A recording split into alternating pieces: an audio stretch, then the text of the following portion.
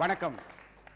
ஆயிரம் உண்டு இங்கு ஜாதி, இங்கு அந்நியர் வந்து புகழென்ன நீதி என்று பாரதி தன்னுடைய 39வது வயதிலேயே தலைமுடியில் கூட வெள்ளையனுக்கு இடம் கொடுக்க கூடாது என்று 39வது வயதிலேயே இறந்து போனார். அந்த மகாகவியினுடைய வரிகள் தான் நெஞ்சு பொறுக்குதில்லையே. இந்த வரிகளை வைத்து வாரந்தோறும் ஒரு சமூக பிரச்சனையை தலைப்பாக கொண்டு அதை குறித்து நாம் விவாதித்துக் கொண்டிருக்கின்றோம். நம்முடைய இளைஞர்களுக்கு தேசப்பற்று இருக்கிறதா இல்லையா என்பதை குறித்து நாம் இன்றைக்கு விவாதிக்க இருக்கின்றோம். நம்முடைய மாணவர்களுக்கு அந்த தேச உணர்வு இன்றைக்கு குறைந்து வருகிறது என்பதுதான் வருத்தப்படக்கூடிய விஷயம். இன்னைக்கு பார்த்தீங்கன்னா அவனுடைய உணவு முறைகள் எல்லாமே வெளிநாட்டில் இருக்கக்கூடிய அந்த பிஸா பர்கரில் இருக்கு. ஆடைகள் எல்லாமே அப்படி இருக்கிறது. அவனுடைய நட்பு வட்டாரங்கள் எல்லாம் அப்படி இருக்கிறது. அவன் பேசுகின்ற மொழி அந்நிய மொழியாக இருக்கிறது. ஆகவே அவனுக்கு கொஞ்சம் கொஞ்சமாக பற்று குறைந்து வருகிறது. இந்த இளைஞர்களுக்கு ஏன் இந்த தேசப்பற்று குறைந்து வருகிறது என்பதற்காக தான் இந்த நிகழ்ச்சியை நாங்கள் வைத்திருக்கிறோம். அதை அதிகரிக்க செய்வதற்கு என்ன செய்ய வேண்டும் என்பதுதான் நம் தீர்வாக பேச இருக்கின்றோம். ஆகவே நம்முடைய நிகழ்ச்சியில் வழக்கமாக இது சம்பந்தப்பட்ட சிறப்பு விருந்தினர்களை எப்போதுமே அழைப்பது. அந்த வகையிலே நாடறிந்த பேச்சாளர், நல்ல இலக்கியவாதி, இது போன்று பேசுகின்றவர்களுக்கு திறமையை வளர்க்க உதவி செய்கின்ற ஐயா திரு குமரி ஆனந்த ஐயா அவர்கள் வந்திருக்கின்றார்கள். இன்னொரு சிறப்பு விருந்தினர் நம்முடைய தேச தந்தை மகாத்மா காந்தி அவர்களுடைய உதவியாளராக இருந்த திரு கல்யாணம் ஐயா அவர்கள் நம்மத்தில் வந்திருக்கின்றனர். சுதந்திரம் என்பது சும்மா வந்து விடவில்லை. ரத்தம் சிந்தி வாங்க வேண்டிய அந்த சுதந்திரத்திற்காக ஒரு தனிநபராகவும் பின்னால் ஒரு இயக்கத்தை வரவேற்று வருமாறு திரு நேதாஜி அவர்களுடன் இருந்த திருமதி லட்சுமி அம்மா அவர்கள் வந்திருக்கிறார்கள். திரைப்படங்களில் கூட ஒரு சமூக சில கருத்துக்களை சொல்லக்கூடிய அளவிற்கு இன்றைக்கு தமிழ்நாடு திரைப்பட இயக்குநர்கள் சங்கத்தினுடைய பொதுச் செயலாளராக இருக்கக்கூடிய சகோதரர் திரு சிலமணி அவர்கள் வந்திருக்கிறார்கள். இயக்குனர் சிறந்த குடிமகனுக்கான விருது, சிறந்த இளைஞருக்கான இந்தியாவினுடைய உயரிய ஒரு விருதை பெற்றிருக்கக்கூடிய திரு ஆதவன் அவர்கள் பாண்டிச்சேரியிலிருந்து வந்திருக்காங்க. இன்னொருவர் திரு ராஜேஷ் காந்திய அமைப்புல இருந்து வந்திருக்கின்றார். எப்பவுமே நம்மளுடைய நிகழ்ச்சியில நிறைய பேர் உள்ள உட்கார்ந்து கொண்டிருப்பவர்கள் கூட நிறைய பிரபலங்கள் இருப்பார்கள். அந்த வகையிலே ஆயிரம் பூக்கள் மலரட்டும் இன்னும் நிறைய படங்கள் எடுத்திருக்கக்கூடிய இயக்குனர் திரு இ ராம்தாஸ் அவர்கள் நம்மத்திலே வந்திருக்கின்றார்கள். இன்னொரு முஸ்லிம் மறுமலர்ச்சி கழகத்தினுடைய தலைவர் வந்திருக்கின்றார் சிராபுதீன் அவர்கள். அவர்களையும் வருக வருக என வரவேற்கிறேன். இன்றைக்கு தேசப்பற்று இருக்கிறதா இல்லையா என்பதை குறித்து நாம் விவாதிப்பதற்கு முன்பாக ஒரு ஆவணப்படம் இருக்கிறது. அந்த ஆவணப்படத்தை பார்த்துவிட்டு நாம் விவாதத்தை தொடருவோம். சென்ற ஆண்டுக்கான மக்கள் தொகை கணக்கெடுப்பின்படி இந்தியாவில் 24 வயதுக்குட்பட்ட இளைஞர்கள் 50% முதல் 60% வரை உள்ளதாக கண்டறியப்பட்டுள்ளது. அதாவது 50 கோடிக்கும் மேலான ஒர்க் போர்ஸ் நமது நாட்டின் வசம் உள்ளது. உலகில் வேறு எந்த நாட்டிற்கும் வாய்க்காத நல்ல கொடை இது. இந்த இளைஞர்கள் தேசத்தை வலுப்படுத்தும் சக்திகளாக இருப்பார்களா அல்லது வலுவற்றவர்களாக மாறி போவார்களா என்ற அச்சம் பரவலாக இப்போது உணரப்படுகிறது. அன்று தேசத்தின் பால் ஈர்க்கப்பட்டே மகாத்மா காந்தியடிகள், சுவாமி விவேகானந்தர், இன்னும் பல தலைவர்களும் இந்த நாட்டை சுற்றி வந்து அதன் ஆத்மாவை அறிந்து தேர்ந்து தேசத்தை முன்னேற்றினார்கள். எந்த வாழ்க்கை சூழலிலும் இவர்கள் தாங்கள் தேர்ந்தெடுத்துக் கொண்ட பணிக்காக இந்த தேசத்தின் மீது கொண்ட பற்றை தாங்கள் விடுவித்து விடவில்லை. ஒரு கவிஞர் இந்த தேசம் பற்றி சொல்கையில், இந்த தேசத்தின் மீது பயணப்படுங்கள், ஒரு பிரம்மாண்டமான இளைஞர் கூட்டம் இந்த தேசத்தை செதுக்கிக் கொண்டிருப்பதை உங்கள் கண்களால் காண்பீர்கள் என்றார். ஆனால் ஒரு பொருளாதார மேதையின் புலம்பல் என்ன தெரியுமா? நம் இளைஞர்களின் அறிவு மொத்தமும் பாட புத்தகங்களிலும் வீண் கேளிக்கைகளிலும் வீணாகிக் கொண்டிருக்கிறது. வாழ்க்கைக்கு தேவையான செய்யறிவு நோக்கி அவர்களை திருப்ப வேண்டியது அவசியம், அவசரம் என்றார். இப்படி இளைஞர்களின் தேசப்பற்று குறித்து இரு வேறு முரண்பாடுகள் நிலவி வருவதை மறுக்க முடியாது. அறிவை பெருக்கி ஆற்றலை வளர்த்து தேசத்தின் முன்னேற்றத்தை சிந்திக்க வேண்டியவர்கள் அறிவாளை தூக்கி வன்முறையை வாழ்க்கை முறையாக கொண்டவர்களால் தேசப்பற்று கேள்விக்குறியாகி நிற்கிறது.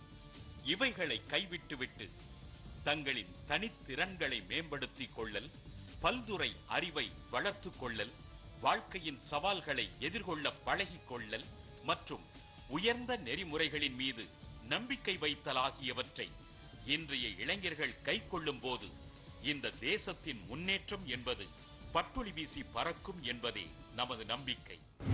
இப்பொழுது இந்த தேசப்பற்று இளைஞர்களிடம் இருக்கிறதுன்னு சொல்றீங்களா இல்லைன்னு சொல்றீங்களா சார்? இந்த இளைஞர்களுக்கு கண்டிப்பா தேசப்பற்று இருக்கணும் சார். ஏன்னா நாளைய சமுதாயம் வந்து இன்றைய இளைஞர்கள் கிட்ட தான் இருக்குது. பிகாஸ் இவங்களோட பசங்களுக்குலாம் வந்து நாளைய சமுதாயம் வந்து என்ன பண்ணுச்சுன்றது வந்து இவங்க தான் வந்து ஃபர்ஸ்ட் வந்து ஸ்டார்ட் பண்ணி வைக்கணும். பார்த்தீங்கன்னா மிலிட்ரியிலலாம் பார்த்தீங்கன்னா இளைஞர்களை தான் எடுக்கிறாங்க. ஏன் அப்படி எடுக்கிறாங்கன்னா, இப்போ அவங்க வந்து அங்கே இந்தியாவோட பார்டரில் 0 டிகிரி செல்சியஸ் இருக்கும். அங்கே அவங்க நின்று அவங்க நின்று அவங்க கால்லாம் பார்த்தீங்கன்னா விரைச்சி போயிடும். அங்கே நிற்கிற அளவுக்கு இளைஞரால் தான் முடியும். ஒரு வயசானவங்களை கூட்டு நிற்க வச்சா அவங்களால முடியுமா? முடியாது. அப்படி பார்க்கும்போது நம்ம இளைஞர்கிட்டலாம் தேசப்பற்று அதிகம் இருக்குன்னு நம்ம சொல்றோம். கார்கில் போரின் போது போரில் ஏற்பட்ட வீரர்களுக்கும் இந்திய மக்களை காக்கும் பொருட்டு போராடிய படை வீரர்களுக்கும் நிதி திரட்டுவதாக எங்க கல்லூரியிலிருந்து திரட்டியது 11 லட்சம் ரூபாய். 11 லட்சம் ரூபாயை கொடுத்தவர்கள் தேசப்பற்று இல்லாதவர்கள் என்று சொல்ல முடியுமா உங்களால? அதற்கான களம் அது.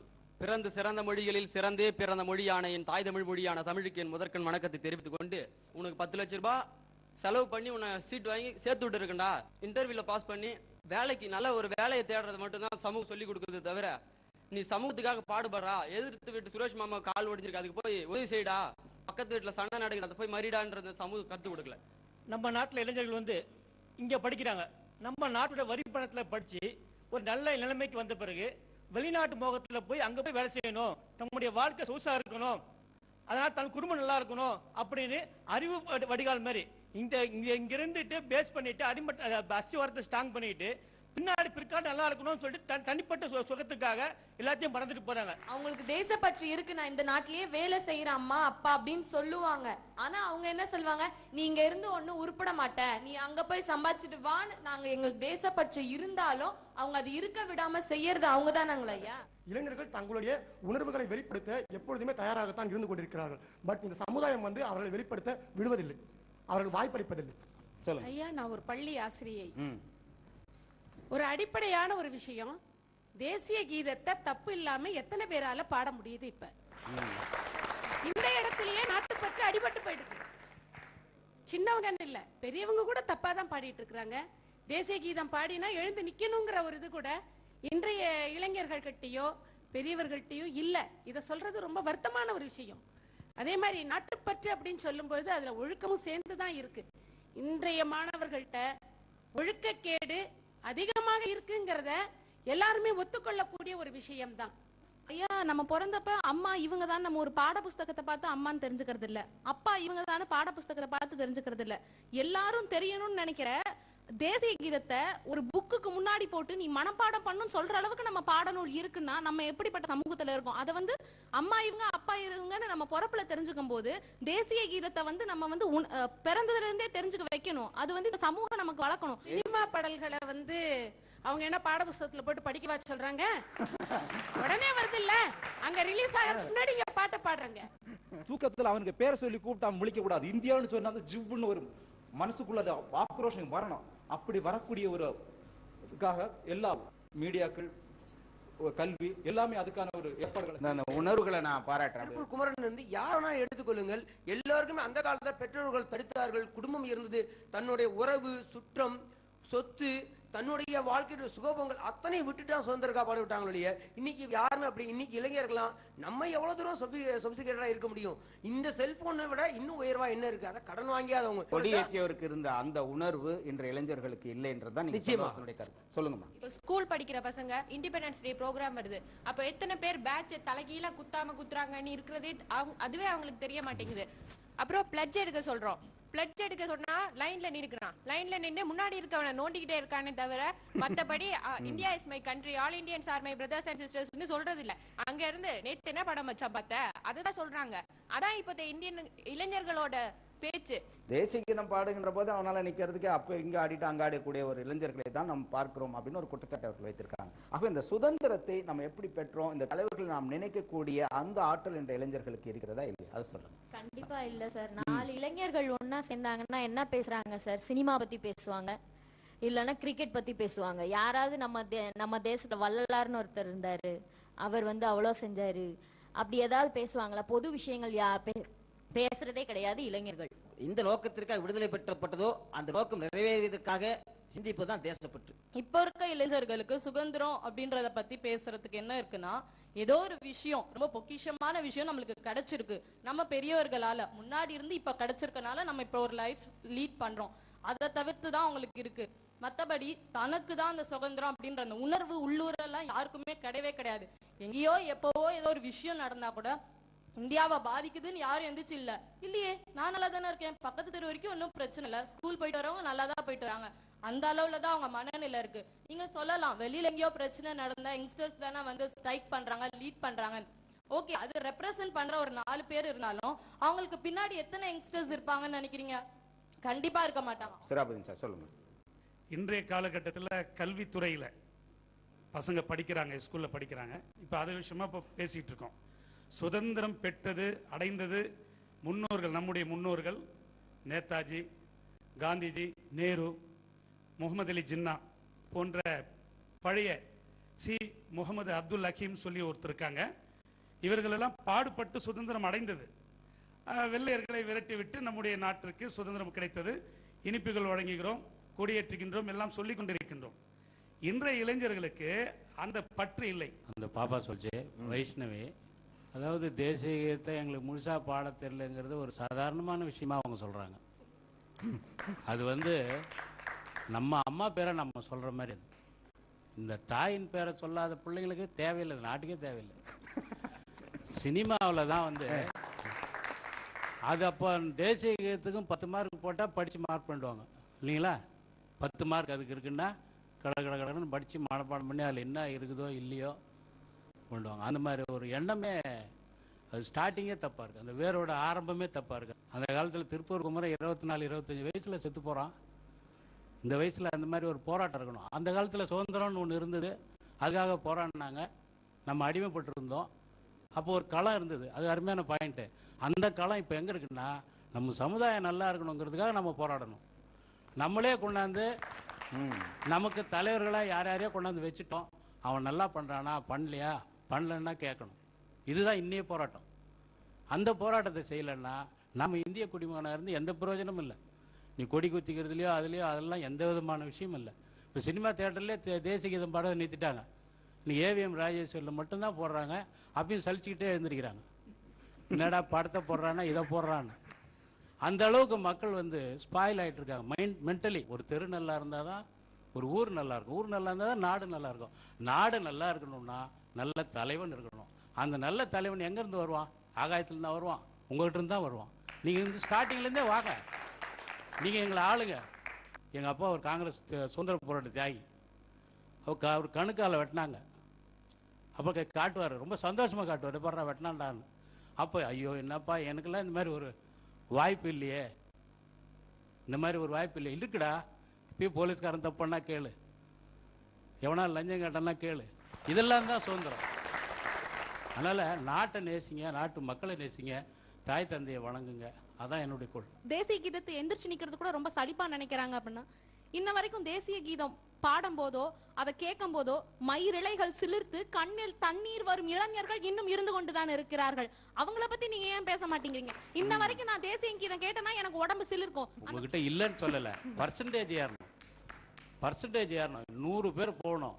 கேலண்டரில் திரிஷாவும் நயன்தாராவை போட்ட கேலண்டர் வாங்காதீங்க. திருப்பூர் குமரன், பாரதியார், மகாகவி பாரதி, மகாத்மா காந்தி அவங்களும் போட்டு அவங்க டேட் ஆஃப் பர்த்து எண்டு, அவங்களோட சாதனைகளை ஜனவரியில் படிங்க, பிப்ரவரியில் இன்னொரு தலைவனை படிங்க. அந்த மாதிரி கேலண்டர் தான் வாங்கணும்னு சபதம் எடுத்துங்க, ஆட்டோமேட்டிக்காக வந்துடும். இப்போ புதுப்படம் ரிலீஸ் ஆகுது, மச்சான் வாடா நம்ம விஜய்க்கு ஒரு பேனர் வைக்கலாம், வாடா அஜித்துக்கு ஒரு பேனர் வைக்கலான்றாங்க. தவிர இண்டிபெண்டன்ஸ் டே அன்னைக்கு அவங்க மனசுல அந்த உணர்வு இருந்திருந்தா ஏன் காந்தி தாத்தாக்கு ஒரு பேனர் வைக்கலாம், வாடா நம்ம நேரு மாமாவுக்கு ஒரு பேனர் வைக்கலாம், யார் மனசுலயே இது வரைக்கும் வந்துக்கா சார்? ரொம்ப அழகான கருத்து. இப்பொழுது நம்முடைய நெஞ்சு பொறுக்குதல் நிகழ்ச்சியிலே ஒரு சிறிய விளம்பர இடைவேளை. விளம்பர இடைவேளைக்கு பிறகு நெஞ்சு பொறுக்குதல் நிகழ்ச்சியிலே உங்களை சந்திப்பது மகிழ்ச்சி. இந்த ஒரு மகிழ்ச்சிகரமான நாளிலே நாம் நம்முடைய இளைஞர்களுக்கு தேசப்பற்று இருக்கிறதா இல்லையா என்பதை குறித்து விவாதித்துக் கொண்டிருக்கின்றோம். நீங்கள் அந்தமான் ஜெயில் போய் பார்த்தீங்கன்னா அந்த ஜெயிலினுடைய சின்ன இடங்கள், நான் போய் நேரில் பார்க்கும்போது இங்கே ஒருத்தர் 16 வருஷம் இருந்திருக்கிறார் என்று சொல்லுகின்ற போது அவ்வளோ நெஞ்சு பதைக்கிறது. ஆகவே அந்த இடத்துல இருந்து கஷ்டப்பட்டிருக்காங்க. ஒவ்வொரு தலைவர்களுக்கும் ஒரு கதை பின்னாடி இருக்கிறது. ஆகவே இவர்கள் எல்லாம் இப்படி பாடுபட்டு இருக்கிறார்கள். இவர்களோடு வாழ்ந்த பெருமக்கள் எங்கேயாவது ஒருத்தர் 2 பேர் இருக்கிறாங்களா அப்படின்னு நான் தேடி தேடி தேடி கண்டுபிடிச்சு இந்த நிகழ்ச்சியில் யாரையாவது இவர்களுக்கு அறிமுகப்படுத்த வேண்டும் இந்த தமிழ் சமூகத்திற்கு என்று நான் தெரிவித்த போது எனக்கு லக்ஷ்மி அம்மான்னு ஒருத்தர் இருக்காங்க. அவங்க நேதாஜி ஐயாவோட இருந்திருக்காங்க. அம்மா, உங்களுக்கு நேதாஜி ஐயாவோட அந்த அமைப்புல சேரணும்னு தோணுச்சு, நம்முடைய நாட்டுக்காக போராட வேண்டும் என்கின்ற குணம் உங்களுக்கு எப்படி வந்துச்சு? அதாவது சுபாஷ் சந்திர போஸ் அன்னைக்கு இந்தியா சுதந்திரத்துக்கு வேண்டி இந்தியன் நேஷனல் ஆர்மின்ற ஒரு படையை தொடங்கினார். அது சிங்கப்பூரில் அவர் மீட்டிங்கில் இப்படியே பேசும்போது பெண்களும் சுதந்திரத்துக்காக அந்த காலகட்டத்தில் ராணி ஜான்சி லட்சுமிபாய் எப்படி ஆங்கிலேயர் நம்ம சுதந்திரத்துக்காக அத்தனை பாடுபட்டாங்களோ அதே மாதிரி 10 லேடிஸாவது சேர்ந்து ஒரு ஆளையாவது கொல்ல முடியாதா அப்படின்ற ஒரு எண்ணத்தில் அந்த படையை திரட்டினார். ராணி ஆஃப் ஜான்சி ரெஜிமெண்ட் சில பெண்களை சேர்த்து சிங்கப்பூரில் அன்னைக்கு நிறைய 200-300 பேர் சேர்ந்து அதுக்கு தலைவியா கேப்டன் லட்சுமி சைகல்னு அவங்க ஏற்றுட்டாங்க. அது சிங்கப்பூர்ல இருந்து பர்மாவிலேயும் இந்த விஷயம் எல்லாருக்கும் தெரிஞ்சதும் அப்போ எங்க அப்பா என்ன பண்ணாரு, நம்ம மகளையும் அதுல சுதந்திரத்துக்கு வேண்டி சேர்க்கணும் அப்படின்ற ஒரு இதுல சுதந்திரத்துக்கு வேண்டி மரணம் அடைஞ்சாலும் பரவாயில்லன்றதுல அன்னைக்கு எனக்கு ஒரு 15-16 வயசு தான். அம்மா அப்பா கூட இருக்கிற வயசு தான். நம்ம நாட்டுக்கு வேண்டி என்ன பண்ணாலும் உயிரை கொடுத்தாலும் பரவாயில்லன்ற அந்த ஒரு எண்ணம் தான். எப்போ நம்ம திரும்பி வீட்டுக்கெல்லாம் போவோங்கிற அந்த மாதிரி எண்ணமே கிடையாது. செத்தாலும் அதே இதில் தான். அப்படி ட்ரைனிங் எல்லாம் எடுத்து ஃப்ரண்ட் லைனில் அவர் அடிக்குறக்கா கேம்பில் ராணி ஆஃப் ஜான்சி ரெஜிமெண்ட் மேலே ரொம்ப பெரிய அன்பாக இருப்பார். என்ன சௌகரியம் வேணும்னாலும் கேட்டு தெரிஞ்சு அதுபடி எங்களுக்கு சாப்பாடும் கொடுக்கறதும் அடிக்குறக்கெல்லாம் பார்ப்பார். அதே மாதிரி ஃப்ரண்ட் லைனுக்கு கொஞ்சம் பேர், அதாவது அப்பர் பர்மா, மேண்டலே, மேமியோ அந்த இடத்துக்கு கொஞ்சம் பேர் பெண்களை ஒரு பல்டூன் அனுப்பினாங்க. அங்கே நிஜம் ஜென்ஸு ஷூட்டிங் பண்ணுற மாதிரியே அதே ரைஃபிளில் ரவுண்ட்ஸ் எல்லாம் போட்டு காட்டு பக்கம் ஜனங்கள்லாம் இல்லாத இடத்துல போய் ஒரு மரத்தில் குறி வச்சு அது குறி இத்தனை இடத்துல ஷூட் பண்ணுன்னு ஃபயர்னு சொல்லுவாங்க. அந்த இது ஷூட்டிங்கெல்லாம் உண்மையிலேயே நான் அதை செஞ்சுருக்கேன். எங்கள் கூட ஒரு 8 பேர் ஒரு செக்ஷன் அந்த இதுவும் எல்லாம் செஞ்சுருக்கேன். பெனிட் சார்ஜுன்னு எல்லாம் பண்ணியிருக்கேன். அப்போ அந்த டைமில் நேதாஜி வருவார். பெனிட் சார்ஜ் அது பெனிட்டும் ஃபிக்ஸ் பண்ணி இங்கேருந்து அவ்வளோ தூரம் ஜம்ப் பண்ணி அந்த இது பெனிட் சார்ஜ் பண்ணணும். அப்போ அவர் வரும்போது சில டைமில் என்னோட டைமாக இருக்கும்.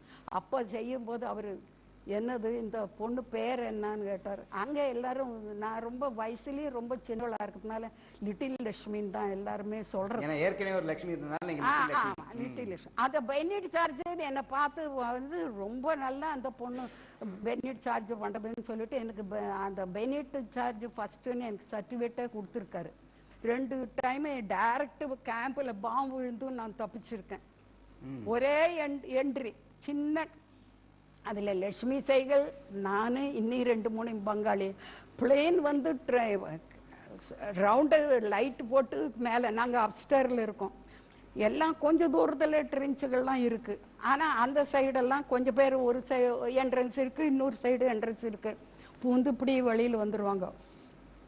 நாங்கள் இன்னைக்கு லாஸ்ட்டு மேலேருந்து கீழே இறங்கி வர்றதுக்குள்ளே பிளெயின் லைட்டு போட்டு சுற்ற ஆரம்பித்ததும் பக்கத்தில் ஒரு ட்ரென்ச்சு அதுக்குள்ளே பூந்துட்டோம். அப்புறம் அந்த ட்ரென்ச்சு லாஸ்ட்டு பாம்பு விழுந்து எல்லாம் அடைஞ்சது. அப்போ பாக்கி பொண்ணுங்கள்லாம் எங்கே என்னன்ற எல்லாரும் தேடி பிடிச்சி இந்த ட்ரென்ச்சு மேலே தான் விழுந்திருக்குன்னு எல்லாம் மரமெல்லாம் எடுத்து கையை பிடிச்சி ஒவ்வொருத்தரையாக ஏற்றி விட்டாங்க. இன்னொரு 5 நிமிஷம் இருந்தோன்னா போயிருப்போம். அதே மாதிரி கேம்ப்பு ஷிஃப்ட் பண்ணும்போது மிஷின் கன் அது ஒரு இதில் படுத்து மேலேயே ரவுண்ட்ஸ் எல்லாம் போகுது. அன்னைக்கு நம்ம தீந்தோம் அப்படின்னு நினைச்சோம். 2 பக்கமும் கேர்ள்ஸு பாதி அவங்க கடவுளை வேண்டிட்டு இன்னைக்கு நம்ம தப்பிக்க போறது இல்லை. தலையை தூக்கினா இந்த ரவுண்ட்ஸு நம்ம இதே போயிடும். முதுகு மேலேயே அதாவது சவுண்டாக அப்படியே போகுது. ஆனால் நாங்கள் வர சமயம் மேலேருந்து அமெரிக்கன் ஃப்ளைட்டில் இப்படி நின்று பார்த்துருக்கேன். ஆனால் கீழே எங்களை பார்க்கல. பக்கத்தில் ஸ்டேஷன் இருக்குது, அங்கே மிஷின் கன் அடிக்க வேண்டி ஃப்ளைட்டு ரொம்ப கீழாக, அங்கே மேபியோங்கிற இடத்துல ரொம்ப கீழாக தான் போகும். அப்படி போய் மிஷின் கன் அடித்தப்போ நாங்கள் நடுவு வழியில் சிக்கிண்டு அதில் தப்பிச்சு அப்படியே வந்து காந்தியடிகள் வந்து சத்தியாகிரக முறையில் அமைதியான முறையில் நடக்கின்ற போது இவர் வந்து வேறு ஒரு இராணுவத்தையே அமைச்சு பண்ணிட்டு இருக்கும்போது இதுல நம்பிக்கை இருந்தது அவங்களுக்கு. இந்த சத்தியாகிரகத்தின் மூலமாக நமக்கு கிடைக்கும் போது இந்த இராணுவத்தின் மூலமாகவும் சுதந்திரம் கிடைக்கின்ற ஒரு நம்பிக்கை இருந்தது. அவருக்கும் ஒரு நம்பிக்கை இருந்தது. ஆனா கடைசியில நம்ம இந்தியன்ஸுக்கு நல்ல மழை ஃபைட்டிங், அவங்களுக்கு ஆர்மிக்காரங்களுக்கு சரியானபடி உணவு ஒன்றும் அனுப்ப முடியல, இது செய்ய முடியல. அதனால பின் வாங்கிட்டாரு. அப்ப கூட எங்க கேம்ப்ல வந்து ஒரு நாள் மீட்டிங் போட்டாரு. இந்த மாதிரி நம்மளுக்கு இப்போ இந்த மாதிரி தோல்வி அமைஞ்சு போச்சு, அதை பற்றி நீங்கள் ஒருத்தரும் கவலைப்பட வேண்டாம், இந்தியாவுக்கு நான் வந்ததும் திருப்பி உங்களை நான் கூப்பிடுறேன் அப்படின்னு. ஆனால் நாங்கள் அந்த மாதிரி நான் எண்ணவே இல்லை. திரும்பி வீட்டுக்கு வருவோம், திரும்பி சுதந்திரம் கழிச்சு இந்தியாவுக்கு தான் வருவோன்ற ஒரு எண்ணத்தில் தான் அப்படியே இருந்தோம். அது மாதிரி நன்றிமா. உங்களுடைய கருத்துக்களை வந்து பகிர்ந்து கொண்டதற்கு. காந்தியடிகள் அவர்களுடைய உதவியாளராக இருந்த திரு கல்யாணம் ஐயா, நம்முடைய சுதந்திரத்திற்காக ஐயா அவர்கள் பாடுபடுகின்ற போது, மகாத்மா காந்தி அவர்கள் பாடுபடுவோம், நீங்க கூட இருக்கும்போது இப்போ மறக்க முடியாத சம்பவங்கள் ஏதாவது சொல்ல முடியுமா? காந்தியடியை சேர்ந்ததுக்கு காரணமே மேனுவல் ஒர்க்குக்கு தான். தேசத்துக்கு ஃப்ரீடம் வரணும்னு அதுக்காண்ட சேரலை நான் அவர்கிட்ட. நான் குழந்தையிலேருந்து இன்னி வரைக்கும், இன்னைக்கு காலையில் வரைக்கும் ஒரு நாளைக்கு 9 மணி நேரம் வேலை பண்ணுறேன். என்ன பண்றேன்னா ஃபர்ஸ்ட் கிளீன்லினஸ், காட்லினஸ் அப்புறம் தான். காடுக்கு நான் போறதில்லை. Cleanliness is next to godliness எல்லாரும் சொல்லுவாங்க. நான் சொல்றது godliness is next to cleanliness. நான் கிளீன்னஸுக்கும் மேனுவல் ஒர்க்குக்கும் சேர்ந்து காந்திகிட்ட போனேன். நான் நல்ல குடும்பத்தில் பிறந்தவன். எங்கள் அப்பா நல்லா சம்பாதிச்சிருந்தார். நான் ஒரே பிள்ளை. எல்லா வசதியும் விட்டுட்டு டெல்லியில் பிறந்தது. நான் சிம்லாவில், ஹிமாச்சல் பிரதேஷ். எனக்கு தமிழ் பேசுறதுக்கும் தெரியறதுக்கும் இப்போதான் ஒரு 30 வருஷமா தெரியாது. அதுக்கு முன்னால் தமிழ் தெரியாது எனக்கு. ஹிந்தி, பெங்காலி, குஜராத்தி, அரபிக் தான் எனக்கு தெரியும். அங்கே பிறந்ததால பக்கத்து வீட்டில எல்லாம் வள்ளக்காரன் இருந்தான். அந்த வள்ளக்காரன்லாம் கத்துனதுனால தான் நான் காந்திகிட்ட போய் சேர்ந்ததுக்கே காரணம். காந்தி அடிகளோட இருக்கும் போது அவர்கிட்ட நிறைய இடங்களை நீங்க பயணம் செய்திருப்பீங்க. அப்போ நிறைய இளைஞர்களை சந்தித்திருப்பீங்க. அப்போ இருக்கக்கூடிய அந்த இளைஞர்களுக்கு இருந்த தேசப்பற்றி எப்படி இருந்தது? காந்தியடிகளுடைய அந்த சுதந்திர போராட்டத்தில் அவர்களுடைய ஈடுபாடு எப்படி இருந்துச்சு? அதை பற்றி சொல்லுங்க. அந்த காலத்தில் அவர் போராடும் போது அவர்கிட்ட சேர்ந்தவங்க எல்லாரும் வயசு சின்னவங்க. இப்போ அவளுக்கு நிறைய ஜாஸ்தி ஆயிடுச்சு. அப்போ ஜனங்கள் எல்லாம் நிறைய சேர்ந்தாங்க. இந்த சுதந்திரம் ஒன்ற ஒரு இது இருந்தது. வாங்கி கொடுத்தாரு. வாங்கி கொடுத்ததுக்கு அப்புறம் என்ன பண்ணார்?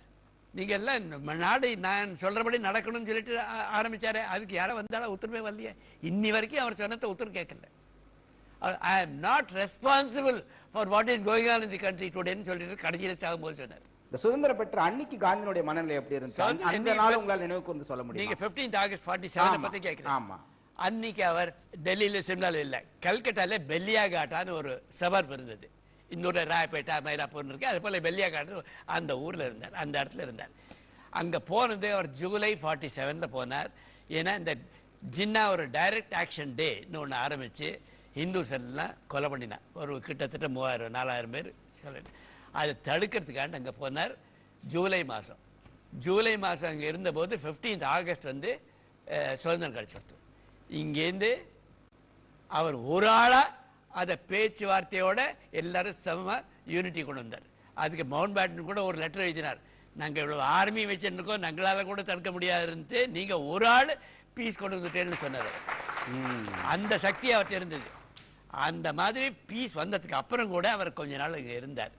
15th ஆகஸ்ட் அன்னைக்கு 2 டெலிகிராம் வந்தது, பேச்சுவார்த்தை இருந்தது, டெலிஃபோன் வந்தது. நாளைக்கு நாங்கள் டெல்லியில் செக்ரட்டேரியட்டில் ராத்திரி 12 மணிக்கு இது சுதந்திரம் அங்கே போகிறோம் அப்படின்னு சொல்லிட்டு எனக்கு அவர் சொன்ன வார்த்தையை சொல்கிறேன்.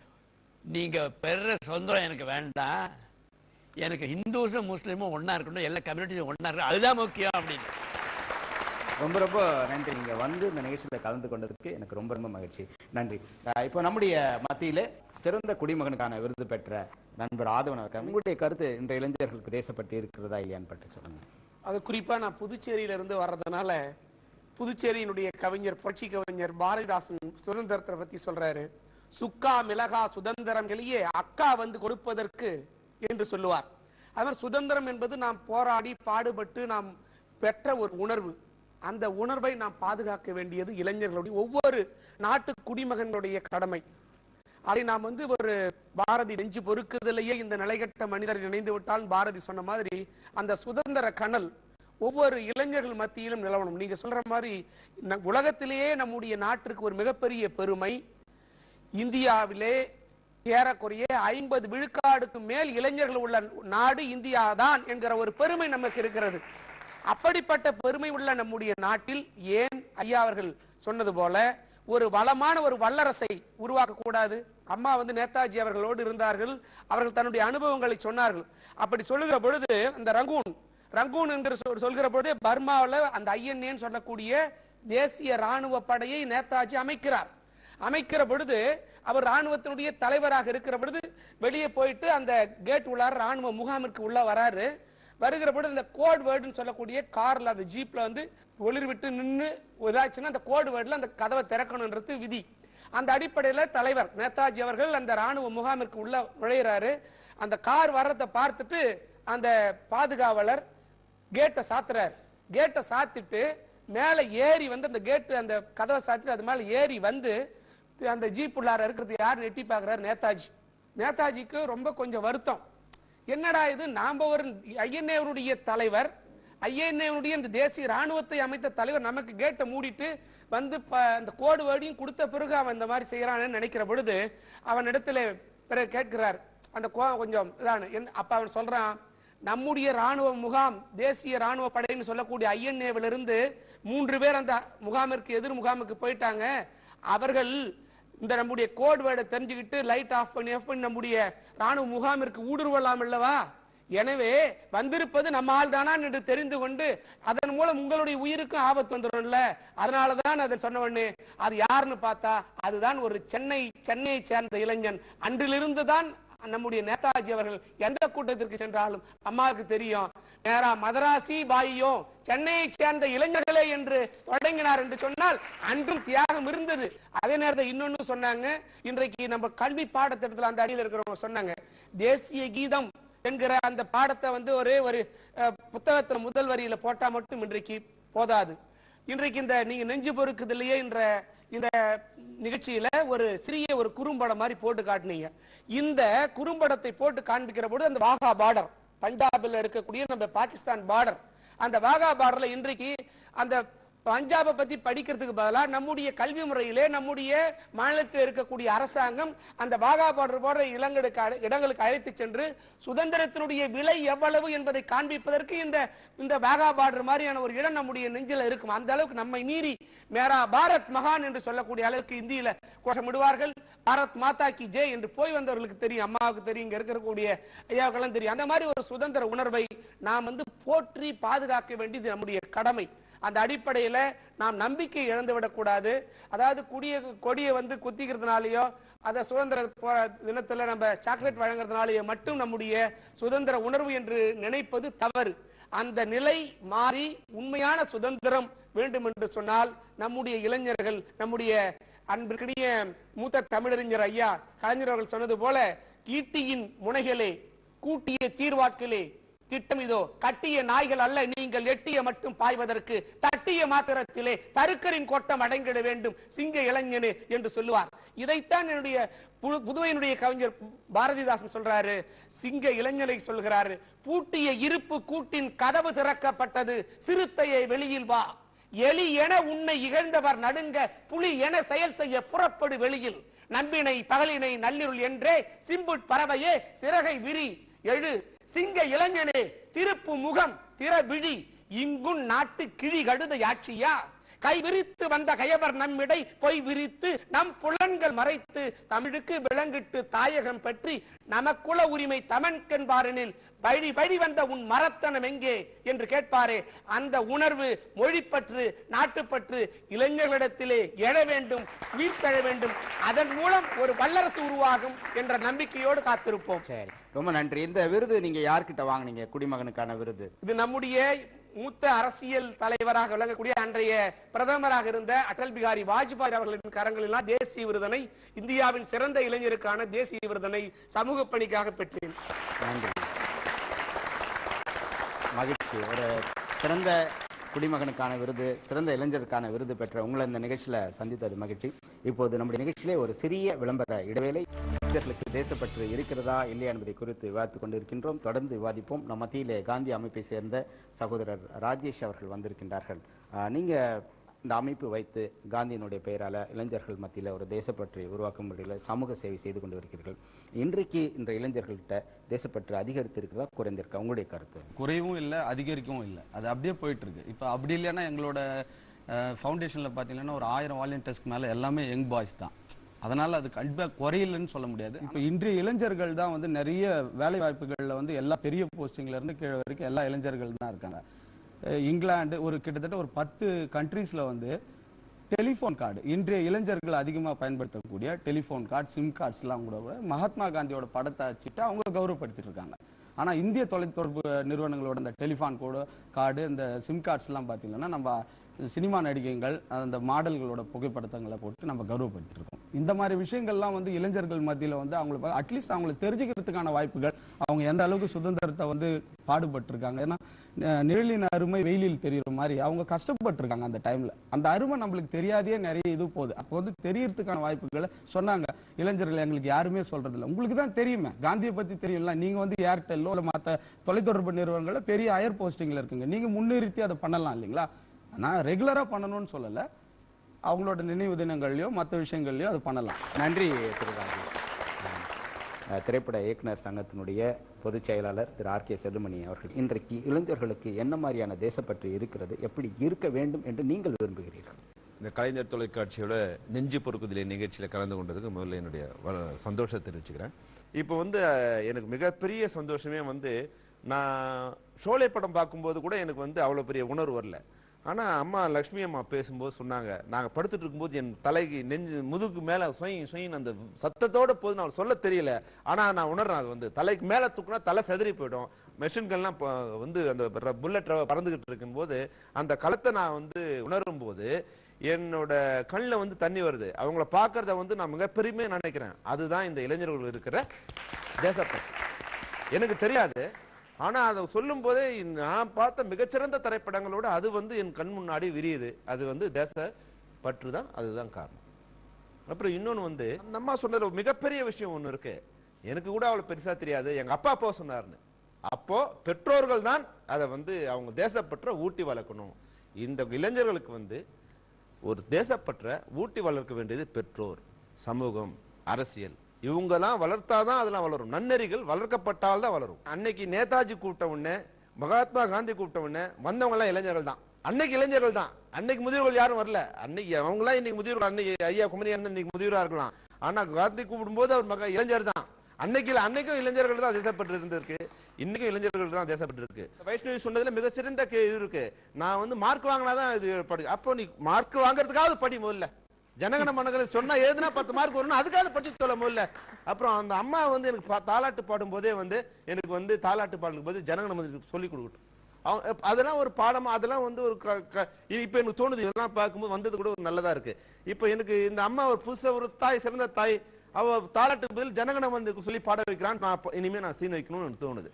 ஆனா இதை கொஞ்சமா கிரிட்டிசைஸ் பண்ணுவான், இவன் பாரு சீன் ஜனகன மனம் எப்படி வந்து இது. ஆனா அது அந்த கிரிட்டிசைஸ் பத்தி நான் கவலைப்பட போறது இல்ல. இது மாதிரி வந்து சின்ன வயசுல இருந்தே வந்து தேசப்பற்று, தேசம், வரலாறு, என்னுடைய தாய் தந்தை பற்றி தெரியாம நான் இருக்கேன்னா நான் வந்து ஒரு அனாதை. அது மாதிரி உன்னுடைய சரித்திரத்தை பத்தி, இதுக்கு முன்னாடி இருந்த நம்ம இந்தியாவை பத்தி நீ தெரியாம இருந்திருக்குன்னா நீயும் வந்து ஒரு தாய் தந்தை இல்லாத அனாதை அப்படிங்கறத வந்து அரசும் நானும் என் குழந்தைகளுக்கு உணர வைக்கணும். ரோஜாவில வந்து ஓடி வந்து, ரோஜா திரைப்படத்துல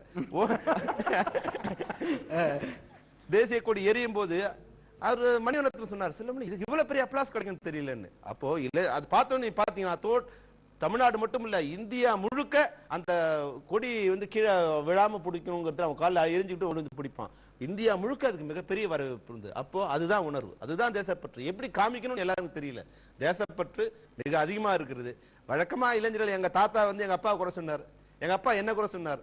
ஆனா நான் ஒரு முடிவு பண்ணிட்டேன், எங்க தாத்தா விட எங்க அப்பா புத்திசாலி, எங்க அப்பனை விட நான் புத்திசாலி, என்னை விட என் மகன் புத்திசாலி. அதனால இந்த இளைய சமூகம் நிச்சயமாக என் இந்தியாவை வல்லரசாக மாற்றாது, நல்லரசாக மாற்றுங்கிறது எனக்கு நிச்சயம். நன்றி ஐயா குமரி ஆனந்தன் ஐயா அவர்கள். இன்றைக்கு இந்த தேச பற்று இளைஞர்களிடத்தில் அதிகமாக இருப்பதற்கு நாம் என்ன செய்யணும்? பற்று எந்த அளவுக்கு குறைந்து இருக்கிறதா இல்லையா? தேசப்பற்று வளர வேண்டும் என்பது எல்லோருடைய எண்ணம். இந்த கலைஞர் தொலைக்காட்சி இந்த நிகழ்ச்சியை ஏற்பாடு செய்ததனுடைய நோக்கமே அதுதான். எனவே முதலிலே நான் பாராட்டுகிறேன். இரண்டாவது, இன்று பலதரப்பட்டவர்கள் இங்கே வந்திருக்கிறார்கள். மாணவர்களிலே இருந்து, ஆசிரியர்களிலே இருந்து எல்லோரும் வந்திருக்கிறார்கள். அவர்கள் வளர்ந்திருக்கிறது என்று பேசினாலும், இன்னும் வளர வேண்டும் என்று பேசினாலும், தேசப்பற்று என்கின்ற சிந்தனை அவர்களுடைய உள்ளத்திலே கொழுந்து விட்டு எரிகின்ற காரணத்தினாலே தானே அவர்கள் அவ்வளவு பேசுகிறார்கள் என்பதிலே என்னுடைய பாராட்டு அவர்களுக்கு உண்டு. ரெண்டு பேரும்.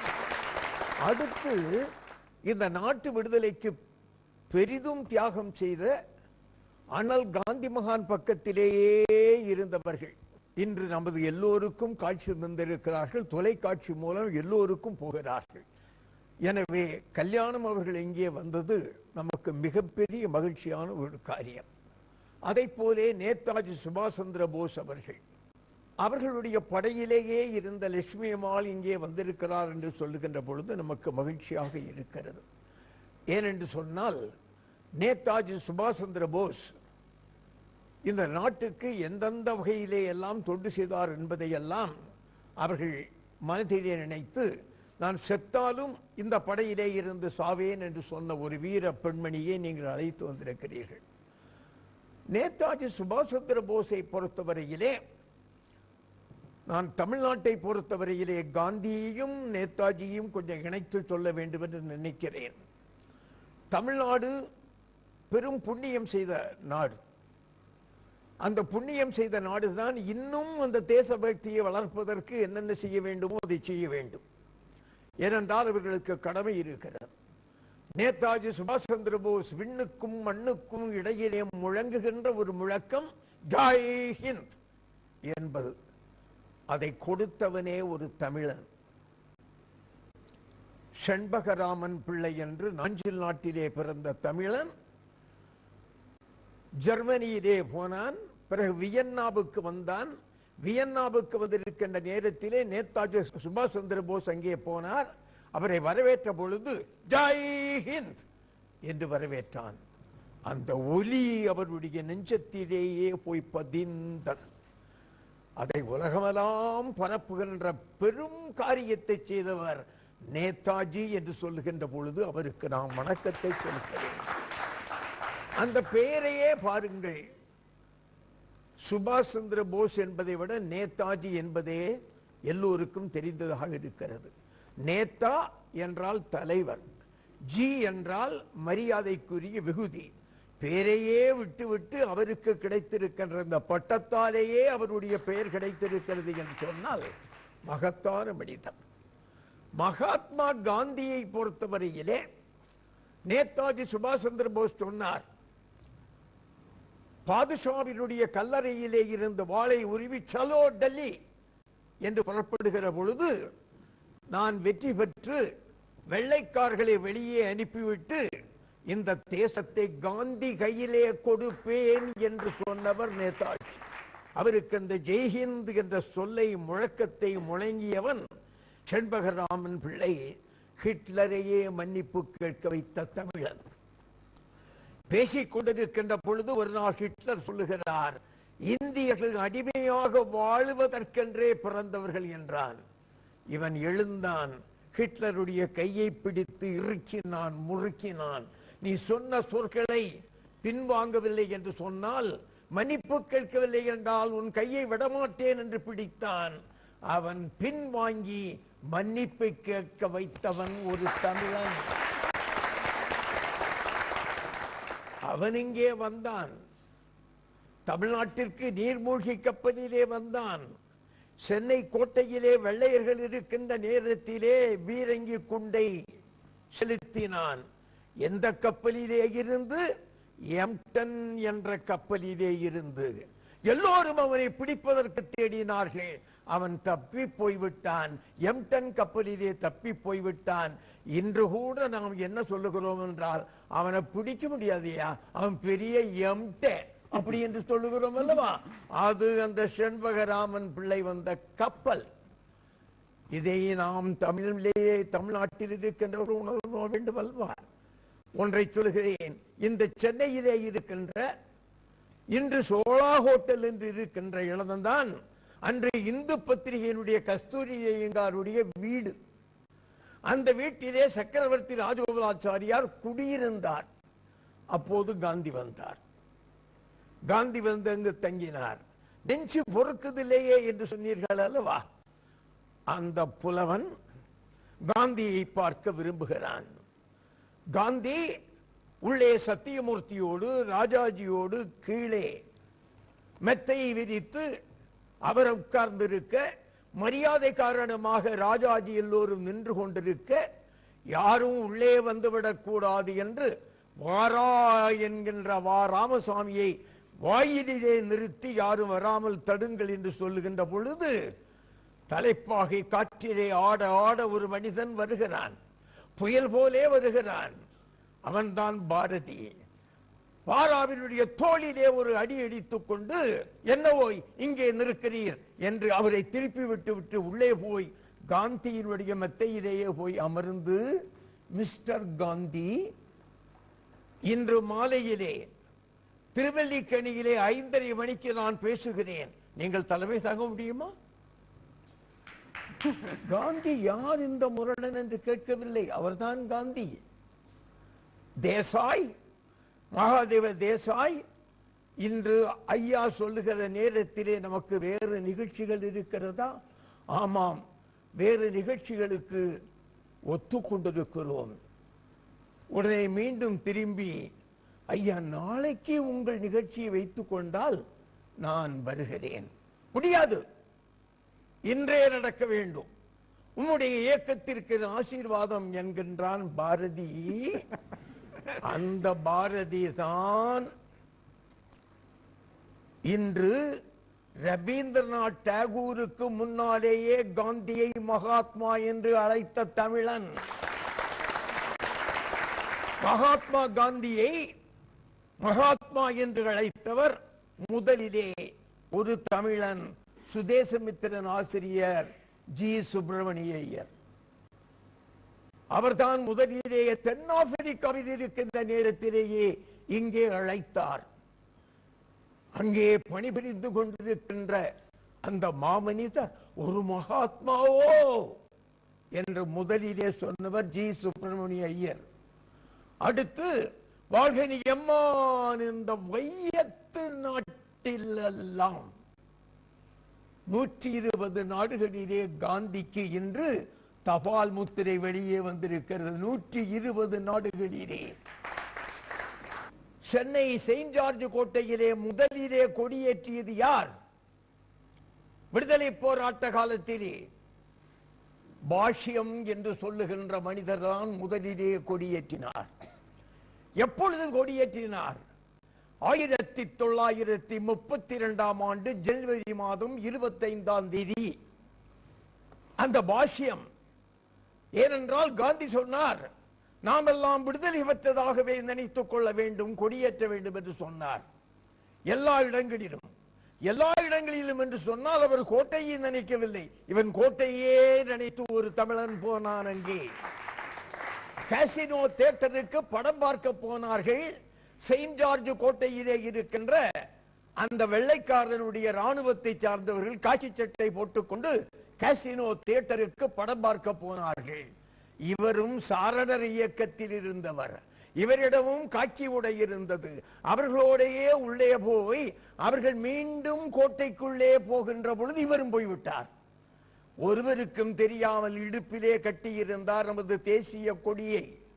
200 அடி உயர தந்தி கம்பத்திலே ஏறி அந்த கொடியினை அங்கே கட்டிவிட்டு மகாத்மா காந்தி வாழ்க என்று சொன்னவன் 1932 வெள்ளையனுடைய கோட்டைக்குள்ளேயே சென்று சொன்னவன் ஒரு தமிழன், பாஷ்யம் என்று சொல்லுகின்ற பையன். நான் அவரிடம் தமிழ்நாடு காங்கிரஸ் கட்சி தலைவரான உடனேயே அவரிடம் ஒரு கொடி வாங்குவதற்கு போனேன்.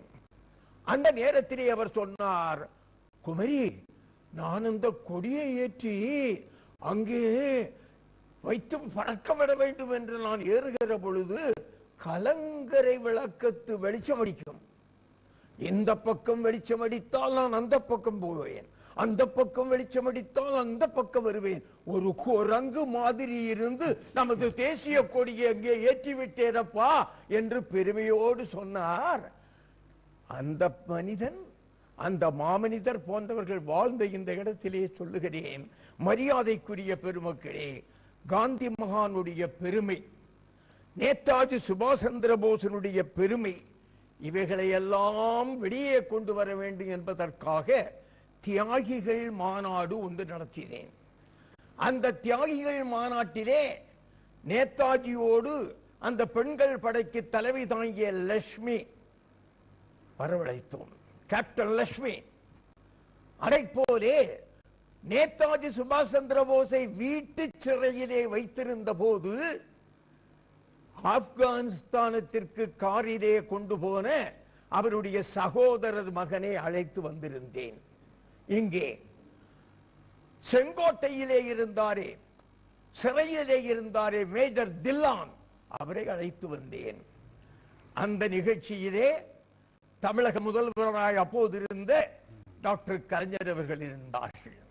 நான் பணிவோடு கேட்டேன், தமிழ்நாட்டிலே தியாகம் செய்த தியாகிகளினுடைய படங்களை எல்லாம், திருவுருவ படங்களை எல்லாம் ஒரு இடத்திலே வைக்க வேண்டும், ஒரு தியாகிகள் மணிமண்டபம் கட்டி கொடுங்கள் என்று சொன்னேன்.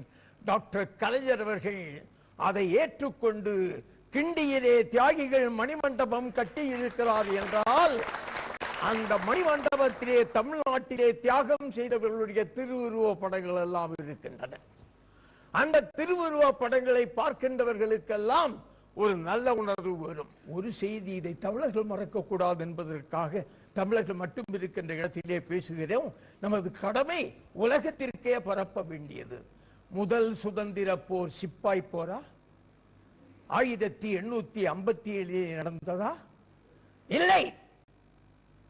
1806 ஜூலை மாதம் 9 வேலூரிலே நடந்ததுதான் முதல் புரட்சி. மறந்து விடாதீர்கள். 1906 ஜூலை 9 வேலூரிலே நடந்த புரட்சி. 8 மணி நேரம் அந்த கோட்டை நம் கையிலே இருந்தது. கோட்டை நம் கையிலே இருந்தது. பிறகு நம்மவர்கள் 100 பேரை கைது செய்தார்கள். ஒரு வீரனை, ஒரு புரட்சி வீரனை கீழே கிடத்தி அங்குலம் அங்குலமாக வெட்டி கொண்டார். அங்குலம் அங்குலமாக வெட்டி கொண்டார். இத்தனை தியாகம் செய்த தமிழ்நாடு, காந்திக்கு அரையாடை உடுத்துவதற்குரிய புண்ணியத்தை பெற்ற ஒரு நாடு. இந்த தமிழ்நாடு தேசபக்தியை பரப்பி தமிழ்நாட்டிற்கு மட்டுமல்ல இந்தியா முழுவதும் அதனை பரப்ப வேண்டும். உலகத்திலே அதனுடைய புகழை நிலைநாட்ட வேண்டும். அதற்கு கலைஞர் தொலைக்காட்சி இந்த வாய்ப்பை சொல்லுவதற்கு வாய்ப்பு கொடுத்ததற்கு நன்றி தெரிவித்து அனைவருக்கும் நன்றி. ஐயாவுடைய உரை இன்றைய இளைஞர்களுக்கு அரிய தகவல்களை அடங்கிய ஒரு பொக்கிஷமாக இருந்தது. ஆகவே அவருக்கு என்னுடைய தலை தாழ்ந்திய வணக்கத்தையும் நன்றியும் நான் தெரிவித்துக் கொள்கிறேன். இப்போது நம்முடைய நிகழ்ச்சியில் ஒரு சிறிய விளம்பர இடைவேளை. விளம்பர இடைவேளைக்கு பிறகு மீண்டும் நெஞ்சு பொறுத்தல் நிகழ்ச்சி உங்களை சந்திப்பது மகிழ்ச்சி. இந்த தேசப்பற்று நம்முடைய இளைஞர்களிடையே அதிகமாக இருக்க வேண்டும் என்பதற்கு என்ன செய்ய வேண்டும்? ஒரு தனி மனித ஒழுக்கமே இந்திய சுதந்திரத்தை பேணி காப்பதற்கு சமமாகும். ஒவ்வொரு வீட்டிலையும் தேச தலைவர்களோட தேச படமும் இருக்கணுங்கிறது தான் என்னோட கருத்து. தன்னலற்ற ஒதுக்கிட்டு பொதுநலமா சிந்திச்சாவே தேசப்பற்று அதிகமா வளரும். ஒரு பள்ளிக்கூடம் திறக்கப்பட்டால் 1000 சிறைச்சாலைகள் மூடப்படும் சொல்லுவாங்க. சோ மாற்றம் எங்க நிகழணும் அப்படின்னா கல்வித்துறையில நிகழணும். தேசப்பற்று இருக்குன்னு சொல்லி பிரோசனம் இல்ல, களத்துல இறங்கி களப்பணி ஆட்டினாதான் தேசப்பற்று இருக்குன்னு அர்த்தம். ஐயா சொன்னாங்க 1930 நான் பயந்து கொடியேற்றினேன் அப்படின்னு. இன்னைக்கும் அந்த நிலைமையில தான் இருக்கும். ஒரு பிரதமரோ முதலமைச்சரோ கொடியேற்றுறதுக்கு குண்டு தலைக்காத ஒரு பாதுகாப்பான ஒரு இதுலதான் அவங்க நின்று கொடியேற்றுறாங்க. அவங்களால ஒரு சுதந்திரம், அதுலயே சுதந்திரம் இல்ல, ஒரு சுதந்திர கொடியேற்றுறதுக்கே ஒரு சுதந்திரம் இல்ல. இதுல நம்ம சுதந்திரம் அடைஞ்சிட்டோம் சந்தோஷம் வேற பட்டுட்டு இருக்கோம். இந்த நாட்டில் உற்பத்தியாகும் பொருட்களை இந்த நாட்டு மக்களை அதிகமாக உபயோகப்படுத்தி உள்நாட்டு வணிகத்தை பெருக்க வேண்டும். இவையெல்லாம் பெருக்கினால் தேசப்பற்று அதிகமாகும். அன்றைய இருந்த இயக்குநர்களைப் போல் இன்றைய இயக்குநர்களும் நன்றாக பிள்ளைகளுக்கு பாடங்களையும் கற்பிக்கலாம், நல்ல உபதேசங்களும் இதில் செய்யலாம், தேசப்பற்றி கொடுக்கலாம். நன்றி சார். அரசாங்கம் சார்பாக வெளியிடுற கேலண்டர்ல தேச தலைவர்கள், நாட்டுக்கு சுதந்திரம் பாடுபட்டவங்க, சுதந்திரம் வாங்கினதுக்கு அப்புறமும் நாட்டுக்காக பாடுபட்டவங்க இருக்காங்க, அவங்களுடைய வரலாறை ஒரு போட்டோ போட்டு டேட் ஆஃப் பர்த் போட்டு கேலண்டரா கொடுக்கலாம். அதாவது வீட்டில இருந்து அம்மா அப்பா மாதா பிதோ குரு தெய்வம், தெய்வத்துக்கு பதிலாக லீடர்ஸ். ஓகேங்களா, இந்த 4 பேரும் நம்மளை இந்த இளைஞர்களை வழி நடத்திட்டு போனா நல்ல நல்லாவே வருவாங்க இந்தியா. நமக்குள்ள இருக்க ஒற்றுமை வந்து நம்மளே வளர்த்துக்கணும். இப்ப நமக்கு தெரிஞ்சது நமக்கு மட்டும்தான் இருக்குது அப்படின்றது இல்லாம நமக்கு தெரிஞ்சதை மற்றவங்களுக்கும் சொல்லணும். அப்பதான் நம்ம தேசிய தலைவர்களை பத்தி எல்லாரும் தெரிஞ்சுக்க முடியும். காந்தி எதுக்காக இந்த அளவுக்கு ஃபெமிலியர் ஆயிருக்காருன்னா ஒரே ரீசன், மற்றவங்கலாம் சொல்லுவாங்க, அவர் வாழ்ந்து காட்டியிருக்காரு, அதுதான் ரீசன். அதனால நம்ம இப்போ பேசின அந்த அனைத்து விஷயத்தையும் ஒவ்வொருத்தராக இம்ப்ளிமெண்ட் பண்ணுறதுக்கான வாய்ப்புகளை ஏற்படுத்தணும். இளைஞர்கள் நல்ல செயல்களில், சமூக பணிகளில் தங்களை இணைத்துக் கொள்வது மூலம் தன்னுடைய நாட்டு பற்றி நிறைய வெளிப்படுத்தணும். எல்லாரும் சொன்னாங்க இல்லையா, இதுல ஏதாவது ஒண்ணு செய்யணும். சரி, நன்றி. அம்மா, உங்களுடைய கருத்தா சொல்லுங்க. எல்லாரும் இளைஞர்கள் எல்லாம் ஒற்றுமையா இருக்கணும். நாட்டுக்கு வேண்டி என்ன அவங்களால செய்ய முடியுமோ அந்த மாதிரி பொது ஜனங்களுக்கும் ஹெல்ப் பண்ணி ஏழை எளியவருக்கும் ஹெல்ப்பாக இருந்து அப்படி நாட்டு மேலே பற்றுவாலாம் என்ன வேணாலும் செய்யலாம். நன்றி. நம்மளாம் ஹாலிடேஸு செலிப்ரேட் பண்ணுறோம்ல, அதெல்லாம் ரொம்ப தப்பு. ஹாலிடேஸுக்கு நம்ம ஏதாவது மேனுவல் ஒர்க் பண்ணணும். ஜவஹர்லால் நேரு பர்த்டே செலிப்ரேட் பண்ணுறோம், ராதாகிருஷ்ணனோடது டீச்சர்ஸ் டேன்னு செலிப்ரேட் பண்ணுறோம், மகாத்மா காந்திக்கு ஹாலிடேயாக போயிடுச்சு. அவள் 2 பேருக்கும் இந்த ஹாலிடே. இந்த சானிடேஷன் டே லெட்டர் ஏதாவது வச்சுக்கல. இவ்வளோ குப்பை இருக்குது. India is a vast public latrine. அதை கொஞ்சம் நல்லா படுத்தலாமே, எல்லாரும் சேர்ந்து பண்ணினா தான் உண்டு. ஒவ்வொரு பள்ளிக்கூடத்திலும் அந்த பள்ளிக்கூடம் இருக்கின்ற பகுதியிலே இந்த நாட்டு விடுதலைக்கு போராடிய தியாகிகளினுடைய திருவுருவப் படத்தை வைக்க வேண்டும். பஞ்சாயத்து என்று சொல்லுகின்ற உள்ளாட்சிகளிலும், அது முனிசிபாலிட்டியாக இருக்கட்டும், யூனியனாக இருக்கட்டும், அதிலே அந்த பகுதியிலே பிறந்தவர்கள் செய்த சாதனையையும் அந்த பகுதியிலே பிறந்தவர்கள் இந்த நாட்டுக்கு உழைத்து தியாகம் செய்ததையும் எழுதி போட்டு படங்களையும் வைத்தால் இந்த நாட்டிலே இந்த சிந்தனை நல்ல முறையிலே வளரும் என்பது என்னுடைய எண்ணம். நன்றி. 1931 ஆண்டு மார்ச் 23ஆம் நாள் ஒரு கருப்பு தினம். அன்றைக்கு பகத்சிங் அவர்களை தூக்கிலே போடுவதற்காக கொண்டு செல்கின்றார்கள். அப்போது அங்கே இருக்கக்கூடிய அந்த வெள்ளைக்கார மேஜிஸ்ட்ரேட் பார்த்து அவர்கிட்ட கேட்குறாரு, பகத்சிங், உங்களுக்கு ஏதாவது சொல்லணும்னு சொன்னா சொல்ல விரும்புங்க, அதை இப்போ சொல்லுங்க, உங்கள் கடைசி ஆசை என்ன அப்படின்னு கேட்குறாரு. அப்போ பகத்சிங் ஒரு வார்த்தை சொல்கின்றார், மிஸ்டர் மேஜிஸ்ட்ரேட், நீங்கள் சிரித்த முகத்துடன் ஒரு உயர்ந்த லட்சியத்திற்காக சிரித்த முகத்துடன் உயிர் நீக்கப் போகின்ற ஒரு இந்திய இளைஞனை நீங்கள் பார்க்கிறீர்கள், உங்களுக்கு கிடைத்த பாக்கியம் வேறு யாருக்குமே கிடைக்காது என்று சொன்னார். இந்த இளைஞர்களுக்கு சொல்லக்கூடிய ஒரே உதாரணம் அதுவாகத்தான் இருக்கும். சேகுவாரா மிக அழகாக சொல்லுகிறார், மண்டியிட்டு வாழ்வதை விட நின்று கொண்டே சாவது மேல் என்று சொல்லுகின்றார். ஆகவே அந்த ஒரு பற்று இன்றைய இளைஞர்களுக்கு வர வேண்டும். நேதாஜி சுபாஷ் சந்திர போஸ் மிக அழகாக சொன்னார், கொஞ்சம் ரத்தம் தாருங்கள், நிறைய சுதந்திரம் தருகிறேன் என்று சொன்னார். நீங்க கொஞ்சம் தேசப்பற்று கொடுங்க, இந்தியாவுடைய சுதந்திரத்தை முழுமையாக நீங்கள் அனுபவிக்கலாம். விழித்தவுடன் கிடைப்பது வெற்றி அல்ல, வீழுகின்ற போதெல்லாம் எழுகின்றோமே அதுதான் உண்மையாக வெற்றியாகும் என்று சொல்லி இந்த நெஞ்சு பொறுக்குதல் நிகழ்ச்சியை நான் இத்துடன் நிறைவு செய்கின்றேன். மீண்டும் அடுத்த வாரம் இன்னும் ஒரு வித்தியாசமான தலைப்போடு உங்களை சந்திக்கின்றேன். அதுவரை நன்றி, வணக்கம்.